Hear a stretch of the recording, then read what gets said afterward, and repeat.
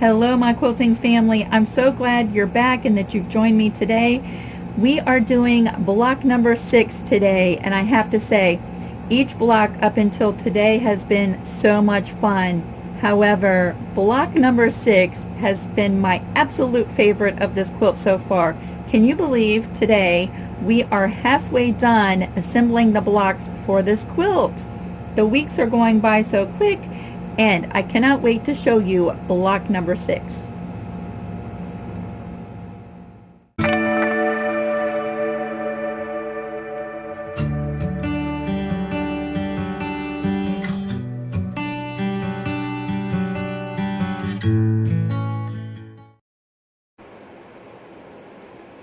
As we get started for this week, let's do a quick recap on all of our blocks up until today.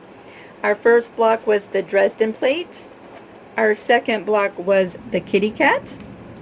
Block number 3 was called Hope. Block number 4 was Home Sweet Home. And block number 5, last week's block, was called Love. And I have enjoyed so much seeing your pictures of all of your blocks and talking with you about the progress of your quilt. I think you're doing a fabulous job. I love the different color combinations that everyone comes up with, and each quilt is going to be so unique to its maker, and I just love that about quilting. Let's take a look at block number 6. This one is called Angels Amongst Us. It is an angel applique block. This block, when finished, measures 14.5 inches across and 24.5 inches tall. So we are doing a tall block this week. Let's take a look at the placement of this block.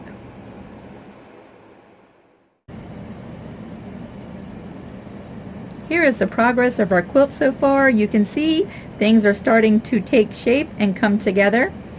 If you're mapping along with us, again, this is the throw size sheet of our 2-inch quilt grid.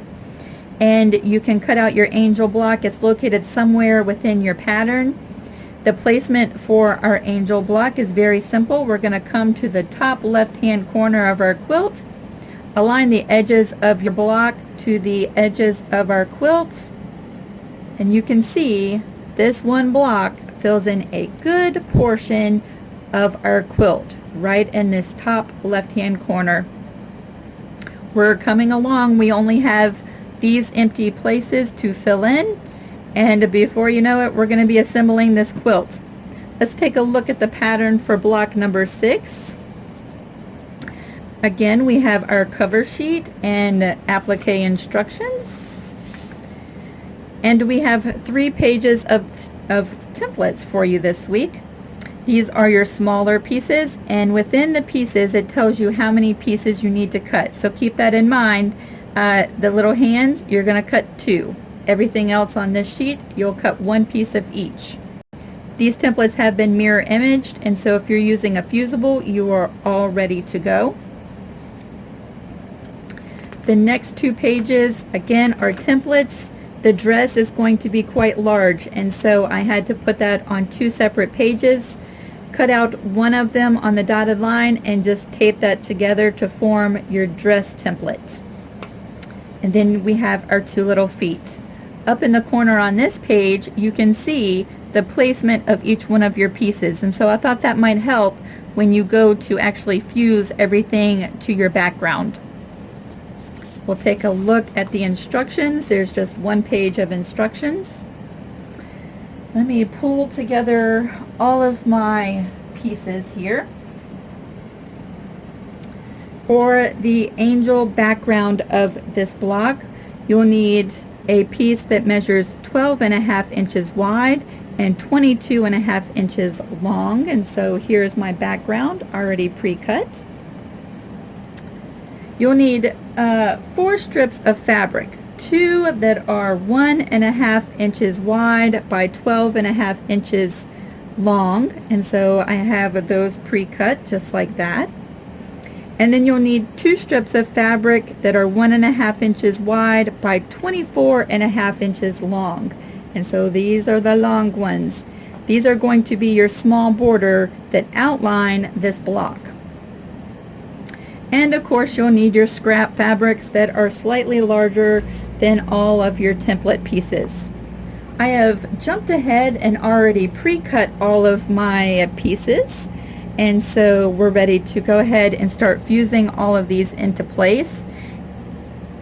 Let's take a look at one of my blocks that I've already finished so I can show you why I think this one is probably my favorite so far.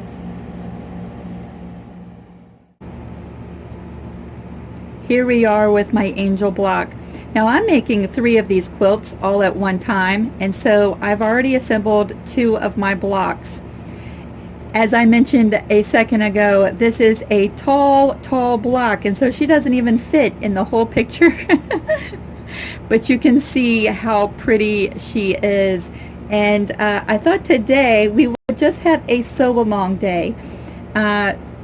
You already know how to do the applique and the satin stitch. We've already gone over. Of course, you could use any kind of stitch to secure all of your applique pieces. I would say pick your favorite one and stitch her into place. We'll also be adding this small border around our block, and so today I thought we would just bring you along while I fuse all my pieces into place, show you a little bit of the stitch out of this block, and then we'll focus on adding our small little border around our background. I think that sounds like fun, and I'm ready to go ahead and warm up my iron and start fusing all of my pieces into place. As my iron heats up, I'm just going to start placing all of my pieces in the general location of where they go, making sure I have all the pieces in the right place. This part is a lot of fun because it's just like putting together a puzzle, and I love puzzles. And as we start to place everything, keep in mind that you want to make sure to keep all the layering correctly. The little legs go up underneath the dress. You can tell I have to go back and reference the little placing diagram in the pattern. The arms get tucked up underneath the dress. The hands will go underneath the arm and just a little bit of the dress.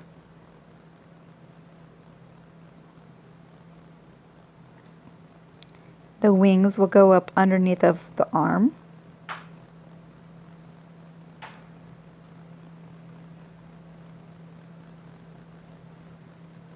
And the head just covers the very tip of the dress.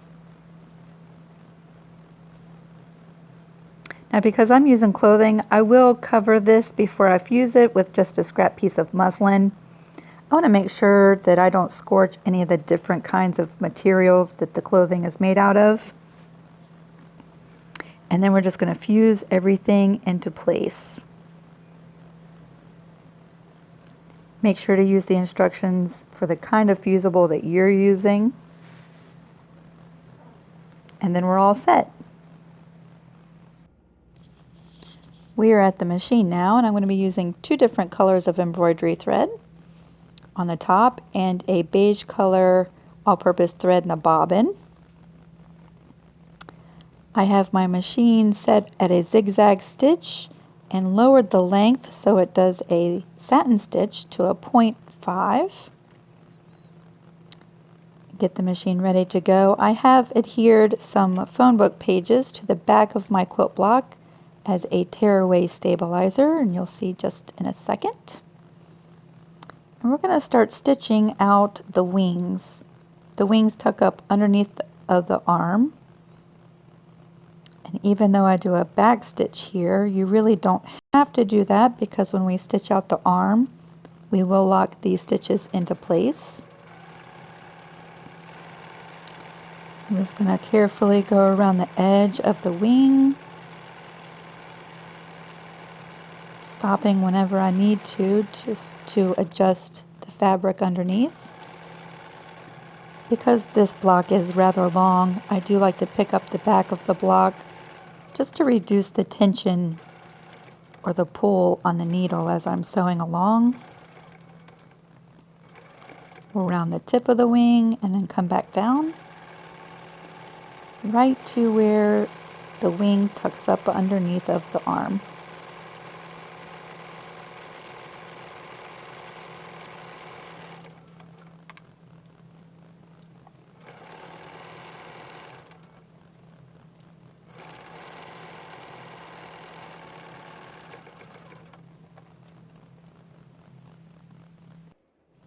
I have stitched out both of the wings, and now we can begin with stitching the arms. Again, you do not have to do a back stitch because we will stitch over where we start and stop with the satin stitch on the arm. We'll go right down the side, and as we come to the corner, I'm going to stop just a few stitches before the tip of this corner. I'm going to pivot, take a few stitches, and then pivot again to finish stitching out the bottom of the arm.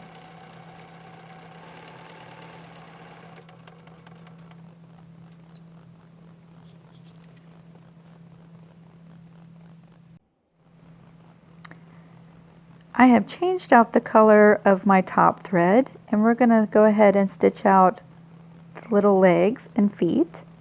I'm going to start with the one on the right because it tucks up underneath of the left foot. Again, we do not have to do a back stitch at the beginning or the end because we will be stitching over top of both of those. As we come around, I'm just lifting up the presser foot and shifting my fabric. And when we get to where this foot tucks up underneath of the left foot, I will stop, lift up my needle, and just move the fabric until we come to the next edge that comes out underneath of that foot, and continue sewing until we've stitched out the foot on the right.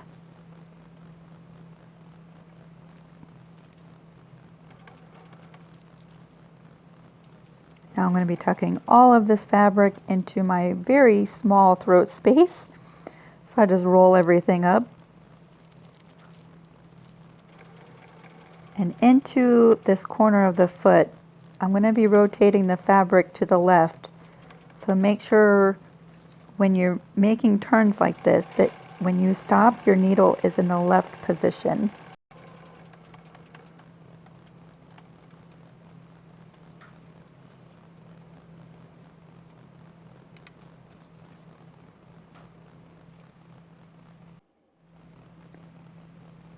The stitching on both of the legs and feet is done, and you can see how nice that just overlaps. Next we'll do the hands since we have that color thread in the machine.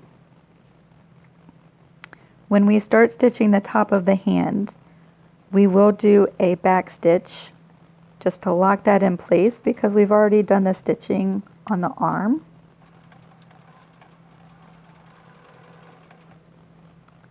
I'll be pivoting the material as we go around this small circle.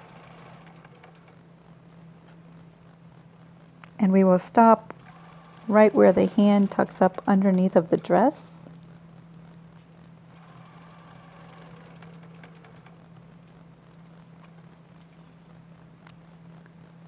Pull that out and clip my threads, and we'll move on to the next hand.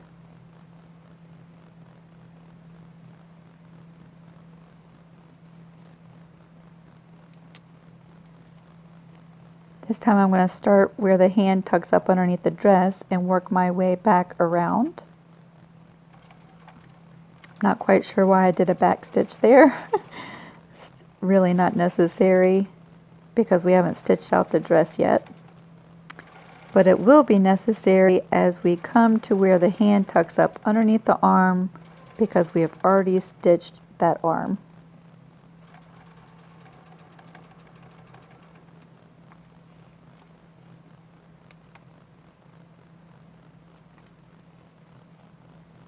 And there we go.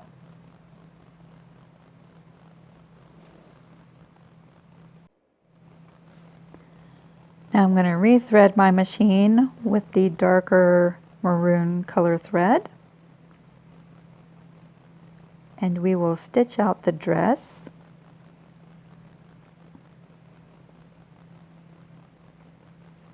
I'm going to start right where the dress tucks up underneath of the head. You can see I didn't fuse the head down very well. And we're just going to do a stitch all the way around the dress.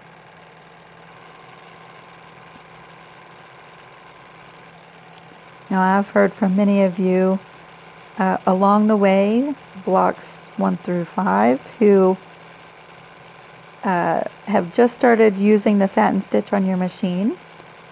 And so I'm really happy for you. I know some of you still absolutely despise the satin stitch, but I promise the more you do it, the more happy you will be with the results. It just takes practice. You can see that I pivot several times going around this corner. It gives you a really nice pretty finish with the stitches. Now we're going to come to where we did the stitching on the legs and the feet, and I'm just making sure that my stitch overlaps the beginning and ending of those stitches. We'll come back to this corner. Again, I will do several stitches as we pivot around. And then we'll be just doing a straight through stitch all the way back up to the beginning.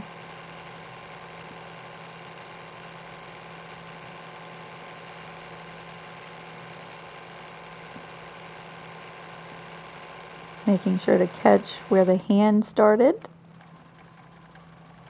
And then the stitches for the arm.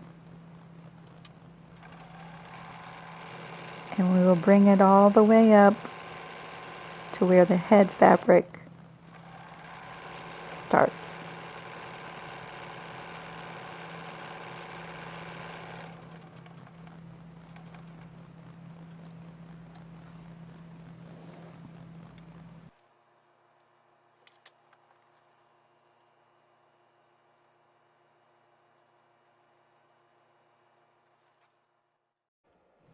And for the last time, we're going to rethread the machine, bringing in the lighter color embroidery thread.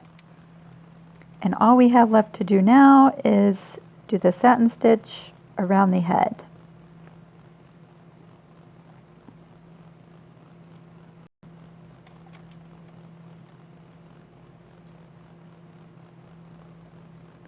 Because we're going in a circle, I like to do just a few stitches and then pivot the fabric around. For me, I get a lot nicer and more even, more rounded stitch that way.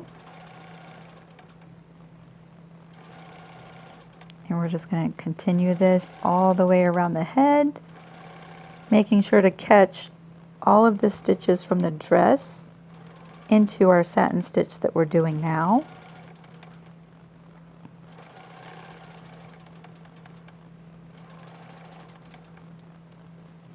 Again, I'm going to have to fold everything up and try to get that into the throat space of my machine.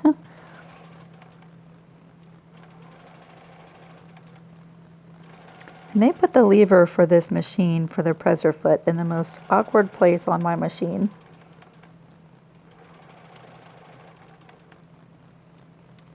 I would love to have a bar that lifts with your knee. That will be a requirement in my next sewing machine. Or a hovering presser foot, wouldn't that be nice? Now we're just going to come back to the very beginning and we'll do some back stitches when we finish to lock everything in place.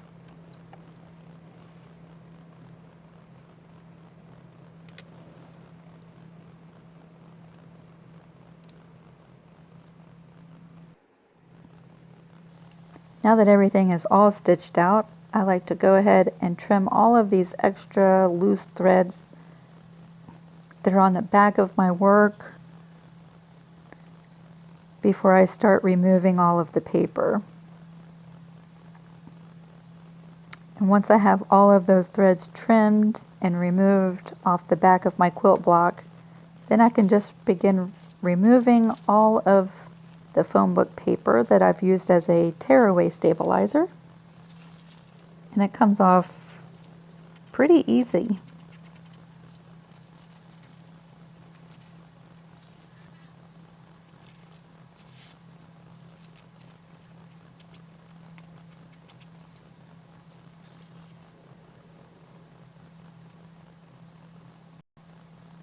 I just go through. Sometimes I'll pull at it with my fingernail just lightly, and it loosens away from the stitches, enough to grab and pull and remove it away from the fabric. And just like that, we're done.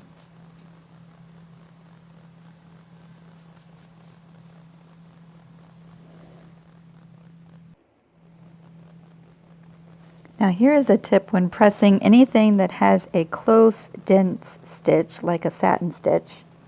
Sometimes I'll notice even if I use a stabilizer that I still get some puckering.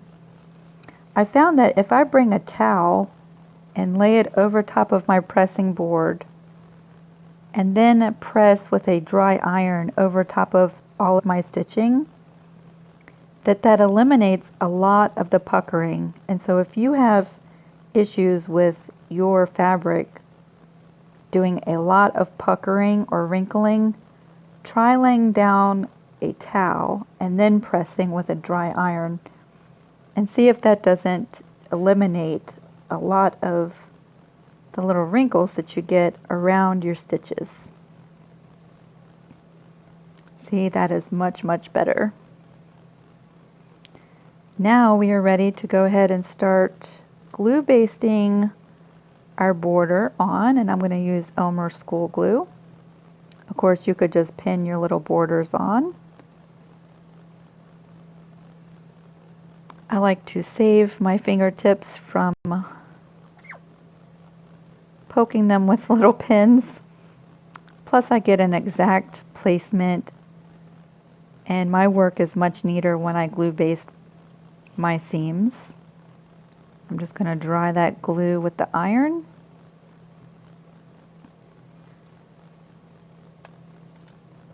Just like that, the glue is dry, and you can see that piece is not going to go anywhere. I can glue baste the bottom border into place and then sew both of them at the machine together.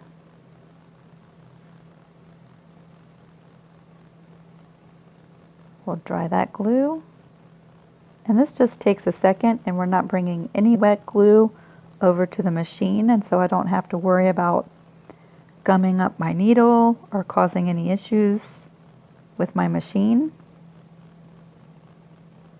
And we're ready to sew.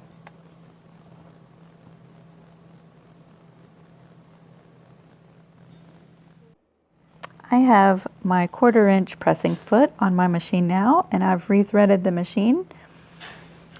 And we are ready to stitch a 1/4 inch seam on both the top and bottom borders. We're stitching the bottom one first, making sure to keep a very accurate 1/4 inch seam. Now we can remove this and then stitch out the top border.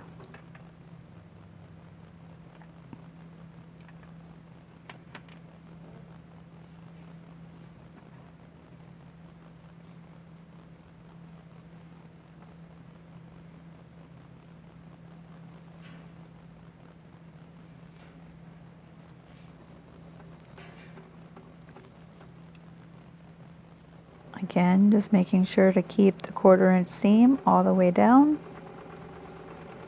I don't have any pins to take out, and everything stays exactly where I want it to stay, and no wet glue at the machine.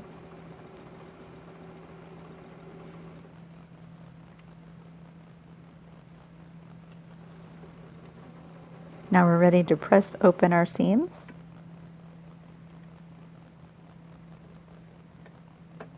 just like that. As we come to the pressing board and press our seams, I like to start from the back. And what I like to do is just finger press everything nice and straight before I press my seam from the front of the block.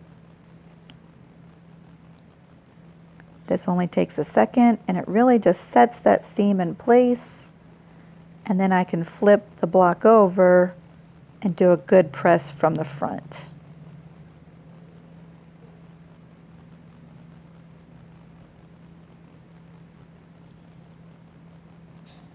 Then we can flip everything around and do the exact same thing on the other border as well.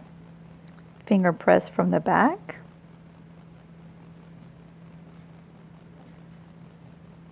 Make sure that seam is nice and straight. Give a quick press from the back and then flip it right side up and give a good final press.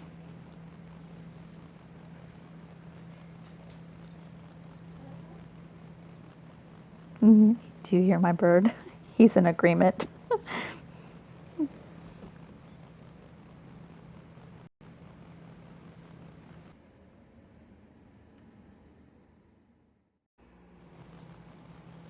Now that the top and bottom borders have been added, we can add our 24.5-inch strips to the sides.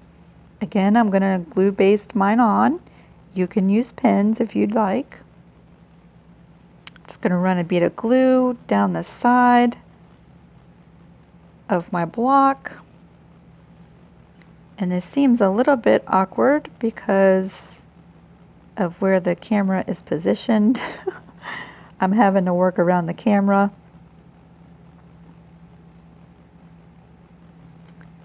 I'm just running a little bit of glue from top to bottom, right close to the edge of that fabric. I'm going to take my long strip and match it to the top of the block, all the way to the bottom, and making sure that the raw edges on the side all match up. Once they are in place, I can heat set the glue and dry it. I am using a pressing sheet because the denim material I am using is a pair of recycled blue jeans, and I did add a stabilizer on the back side. And the heat from the iron, I just want to make sure I don't melt any of that stabilizer, so I am just protecting my work with the pressing cloth. It also helps to make sure that if any glue seeps out from the raw edge of the fabric, that it just keeps the iron nice and clean. That is all set into place, and because this block is so long, I'm going to scoot everything down. Make sure that all of the edges are still lined up nicely, and finish heat setting and drying the glue at the bottom of this block. Once this is done, I will repeat this process on the other side of the block, and then take everything to the machine, and again sew with a 1/4 inch seam both the left and the right side borders.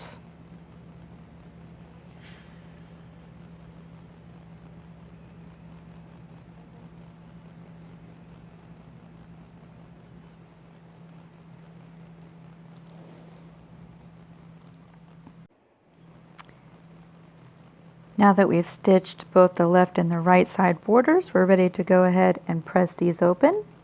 Again, I'm going to just finger press from the back and get that seam all nice and straight. Give a quick press just to set that into place.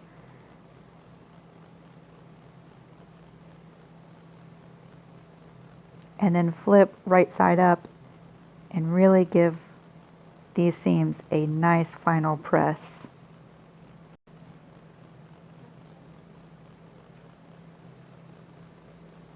Again, I am just pressing.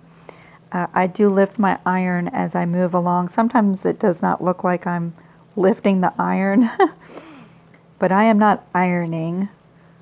I am lifting the iron and just pressing those seams into place. Again, we are just doing a finger press from the back side on this other border and setting those into place.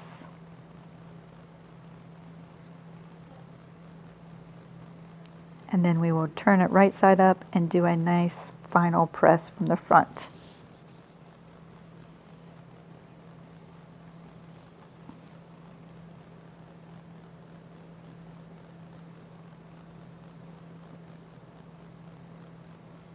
Now once this seam is all nice and pressed, I'm going to bring the towel back in and give this block a nice final pressing. Again, the towel just allows the bulkiness of the satin stitch a place to go and eliminates a lot of the puckering.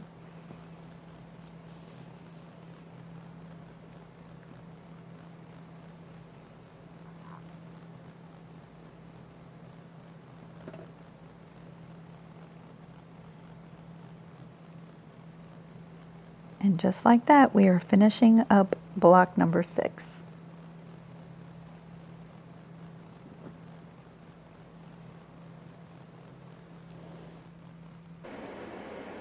And here we are, our completed angel block. She does not fit in the whole frame of the picture.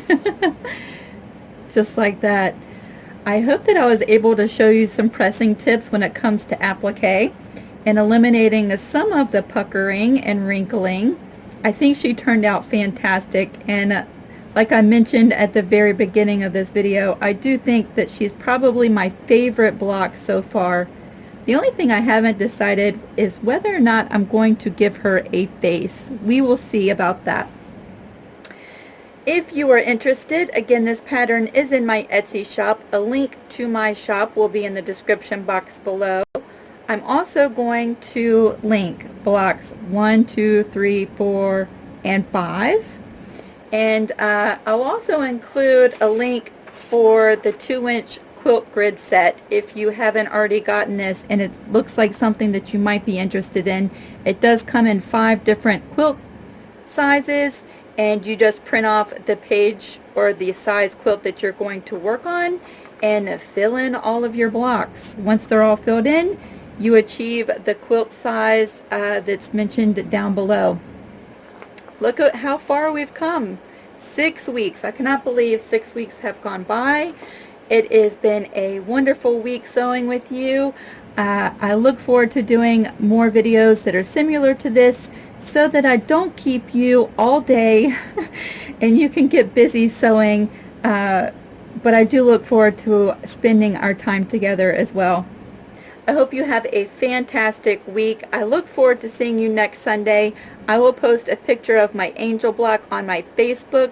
If you haven't already joined me, I'll put a link to my Facebook page down below as well. It's been a lot of fun. I cannot wait to see your angel blocks. Have a great week.